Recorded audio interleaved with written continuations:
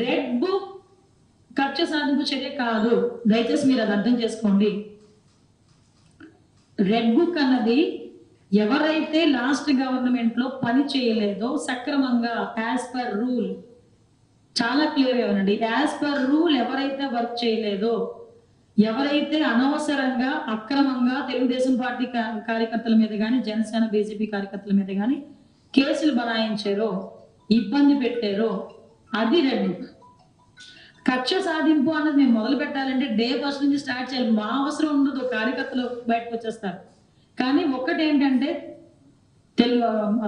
NDA కార్యకర్తలందరూ కూడా కడుపులో ఎంత వాదన్నా ఎంత కసున్నా వాళ్ళు లాఠీ పెట్టి కొట్టిన పోలీసు ఎదురుగా కనిపిస్తున్నా కూడా కేవలం చంద్రబాబు నాయుడు గారి మాట బేస్ చేసుకొని ఆగారు.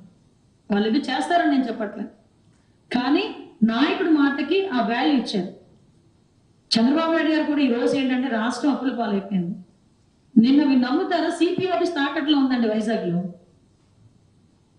నిజం, వైజాగ్ సిపి ఆఫీస్ తాకట్లో ఉంది. ఆ సిపి పరిస్థితి నేనే డబ్బులు కట్టలేదు అనుకోండి, ఏదో ఒక రోజు వచ్చి నోటీస్ అంటిస్తాడు సిపి ఆఫీస్ కి. ఎక్కడికి వెళ్ళిపోతాడు సిపి పెట్టుబడి పట్టుకొని? ఈరోజు సిచ్యువేషన్ అంత దారుణంగా ఉంది. ఈ టైంలో ల్యాండ్ కొట్టా, వీటిని కొట్టా, అన్ని చంపా, ఇన్ని చంపా, అది కాదు అవసరమా? ఇంత 164 సీట్స్ ఇచ్చారంటే చంద్రబాబు నాయుడు గారి మీద ఎంత నమ్మకం లేకపోతే ప్రజలు ఇస్తారు చెప్పండి?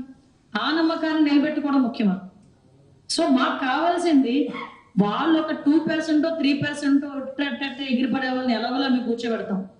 ఆ సిస్టమ్ మా దగ్గర ఉంది. మిగతా 90% వాట్ ఎవరి టీం కోరుకుంటున్నారో దాని మీద మేము పనిచేయాలి. నేను ఎగ్జాంపుల్ చెప్పి అలాంటి మీరు నమ్మరు. సెక్యూరిటీ ఆఫీస్ తాకట్లో ఉంది, కలెక్టర్ ఆఫీస్ తాకట్లో ఉంది, సిపి ఆఫీస్ తాకట్లో ఉంది. అలాగ ఒకసారి రాష్ట్రం మొత్తం డిపార్ట్మెంట్ వాళ్ళు ఒకసారి చెక్ చేసుకుంటే ఎన్ని పోలీస్ స్టేషన్, ఎన్ని సిపి ఆఫీస్ ముందు ఇదైనా ఈ బిల్డింగ్ ఉందో లేదో చూడాలి, ఒకసారి తాకట్లో ఉందో లేదో. నిజమండి, ఒకసారి చెక్ చేసుకోవాలి మనం కూడా ఎప్పటికెప్పుడు.